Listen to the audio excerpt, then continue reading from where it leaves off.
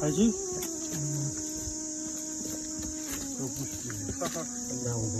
دا تاسو تنظیم کړی دښته خپل را جوړ کړی که حکومت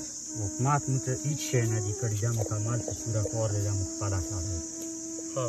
څه د کلي په پیسو څه بهري چاندې باندې او څه به داسې یار دوست مدد کړی پلاستیک څه کوم پیپ مو چولی دی دغه کې داسې خړه غوندې تیږه چې اوبو کې هغه څه کله ونیسي بېګا ما ورته مکمله ورځ مخامه پورې کار کړی ما دا صفا بند شي بیا غړپ وبنرسي د خدای و دا په درو کورو باندې یو پیپ دی مو تقریبا وي به یاره 35-40 هغه به وي کورونه او دښته او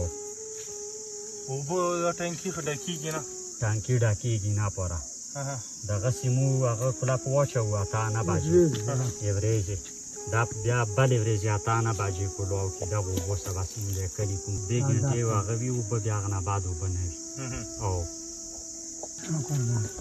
دا کس د پیپونه مول دل تاسو ټول په دارنجو په دا پلاستیک باندې تړلې دي تاسو کلی ته بل کوم ځای د اوبو مسله حل کېدای شي بار څه ته او بس یو تیز راغی بیا کمای نرسي بیا کمای او په ټټر چې دا داسې حالته جام شي بیا ځان مرسي کنه نری ځکه ټانکې دا داسې پاتر غونډې نه شي پاتر ونه شي پیپونه صفا باندې هم لوکو کلی وته دو په خپل خپل مدد یعنی په خپل روپیو باندې په چاندو باندې په خپل مزدوري باندې ډېر وریا ځوانه بغیر تکنیک ځوان ته وبر وستلې دي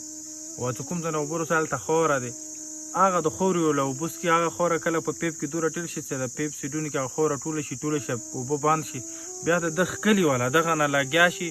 پیپ بیا په زوجو باندې رکلوهي هغه ته ټاکور کې هغه پیپ کې کوم ګندې سار تر ساره د کلی نه تر ونه ایسه سوره پوټه پیپ تو څنګه نه وستوي یاره لازره پوټه پیپ وي یعنی لازره پوټه پیپ دوی د کلی نه ونه دوباره چینه پر راوځو پرسي اخوره ونه سپکې نری خلکو ته د اوبو ډېره غټه مسله ده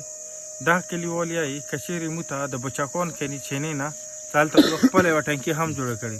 که هغې ټانکي نه مو ته پیپ راوچولی شي نو یو خو هغه اوبه صفا دي په هغه کې خاټه نشه د خوره نشه نو مو د کلي چې کومه د اوبو مسله ده دا ورڅه حل کېدلی شي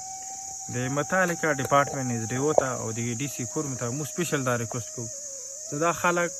ځپلي خلک دي یو خو اپریشنونو کې دو کورونه اړای او بل دا خلک ډېر لرې پراته دي د غره په سار باندې پراته دي دلته د بل نور هیڅ سهولت نشته دوی ته که د اوبو مسله حل شي دا د خپل علاقې MP صاحب ته د خپل علاقې سابقه MP MNA ته د خپل علاقې چیرمن او متعلقه کوم ډپارټمنټ DC صاحب ته ریکوست کوو خدای دې وکړي د املوکو کلي چې کومه د اوبو مسله ده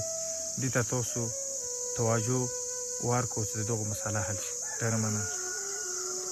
هغې کې اوسه په دې جوماته ته مو اوبه ته نه دي بتلي مطلب یې موږ کورونو کار نه پکېږي چې